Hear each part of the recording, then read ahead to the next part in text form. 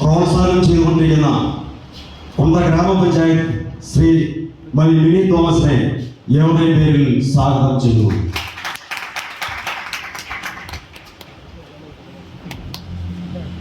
അതുപോലെ തന്നെ 5ാം വാർഡ് മെമ്പർ ശ്രീമതി ടി ബിനുവിനെ വിവാദം ചെയ്തുകൊള്ളുന്നു.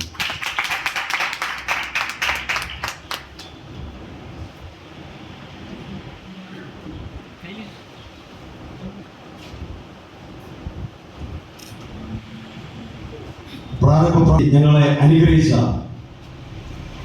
അസംബ്ലീസ് ഓഫ് ഗോഡ് കോൺട്രാ section presbyter reverend Shoji Koshy, IGCT vice president pastor Aneesh Alexander, IGCT treasurer brother Abraham Johannan, ഇന്ന് നാം ആദരിക്കുവാനായി ക്ഷണിച്ചിരിക്കുന്ന പാസ്റ്റർ ബാബു സാമുവൽ,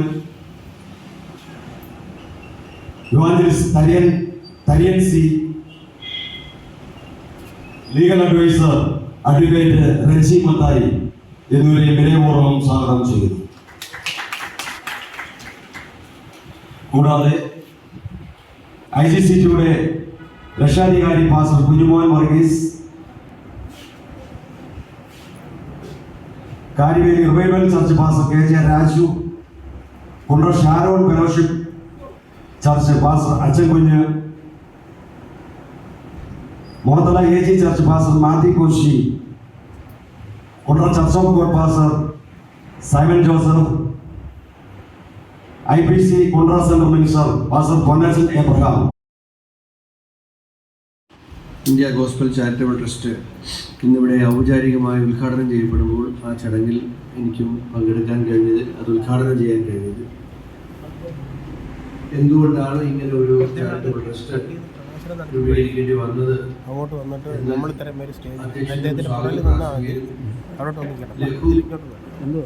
വിവരണത്തിൽ കൂടി റിപ്പോർട്ട് അവതരണത്തിൽ നമ്മളോടെല്ലാം പറയുകയുണ്ടായി.